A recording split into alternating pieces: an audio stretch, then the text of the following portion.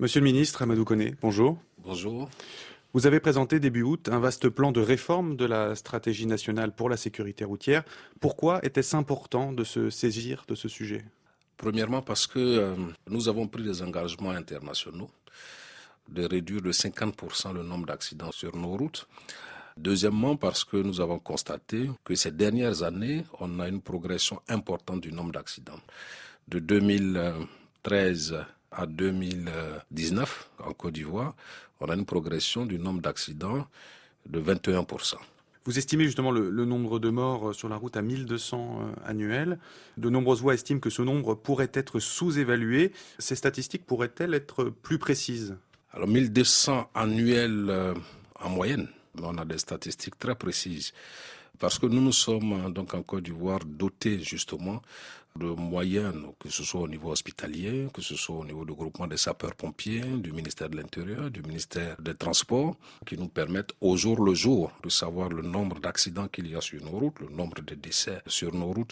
Bien évidemment, je suis sûr qu'il y a quelques décès comme ça sur certaines routes rurales qui ne sont pas déclarées. Vous dites en fonction de ce qui a été déclaré, ça veut dire qu'il y en a potentiellement qui ne le sont pas et qui donc pourraient faire grossir ces chiffres si vous en aviez connaissance? Oui, je pense que c'est marginal.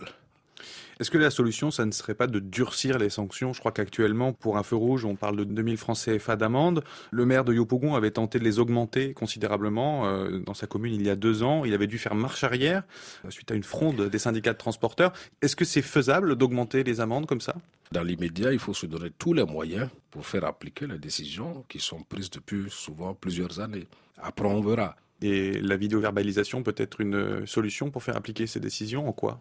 Ça a été expérimenté dans certains pays. Ça donne des résultats impressionnants. Et nous avons décidé de commencer cela sur Abidjan et d'étendre cela très rapidement donc à l'intérieur du pays, notamment sur les axes routiers où il y a le plus d'accidents. Et quel est le coût de cette mise en place? Alors nous avons opté pour la mise en place de ce système avec un privé. Ce privé fera les investissements. Bien évidemment, très rapidement, nous devons peut-être en tant qu'État faire des investissements nous-mêmes. Je peux vous dire que ça coûte énormément d'argent, mais il est nécessaire que nous mettions un peu d'ordre parce que le coût est important et excessif pour nos économies. Sur la question des contrôles techniques, il y a beaucoup de véhicules qui continuent de circuler alors qu'ils ne le devraient pas, puisqu'ils ne sont pas en règle, mais c'est un contrôle qui est obligatoire, qui est assuré par des opérateurs privés. Qu'est-ce qu'on peut faire pour améliorer cette situation? Il y a un travail important qui a été fait depuis quelques années. C'était d'avoir une base de données numérique des véhicules. Avec cette base de données numérique aujourd'hui et la vidéo-verbalisation, il est tout à fait possible pour nous, dans la circulation, de savoir ceux qui ont ou non fait le contrôle technique. Monsieur le ministre, un dernier mot à propos du métro d'Abidjan. Le projet a été lancé il y a 10 ans, piloté par un consortium français.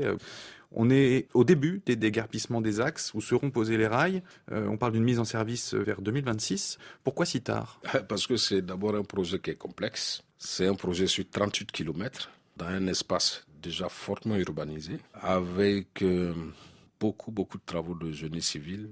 Et tout ceci fait que c'est un projet qui ne peut pas donc se réaliser dans un délai beaucoup plus court que ce que nous avons souhaité. On a eu beaucoup de mal à boucler le financement à un moment donné. Maintenant, la question du financement est réglée. 1,36 milliard d'euros? À peu près. Ça aurait coûté beaucoup plus cher si on n'avait pas une partie du tracé qui était déjà dégagée, parce qu'il faut savoir que le métro d'Abidjan sera parallèle à un chemin de fer historique.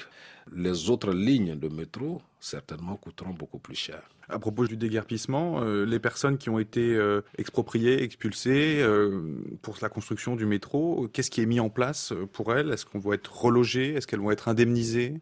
C'est comme tous les projets d'infrastructure où des populations sont déplacées. Évidemment, les populations sont indemnisées.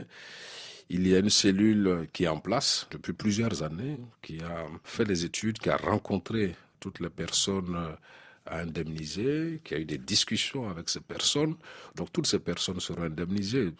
Le budget pour le faire existe. Donc il n'y a pas à se soucier de ce que ces personnes-là ne soient pas prises en compte. C'est une promesse que vous faites aujourd'hui C'est une promesse que je fais. Les ressources sont disponibles. Elles ont commencé à être payées, je voudrais vous le dire quand même. Et nous n'avons pas de problème de ce côté-là. Monsieur le ministre Amadou Koné, merci.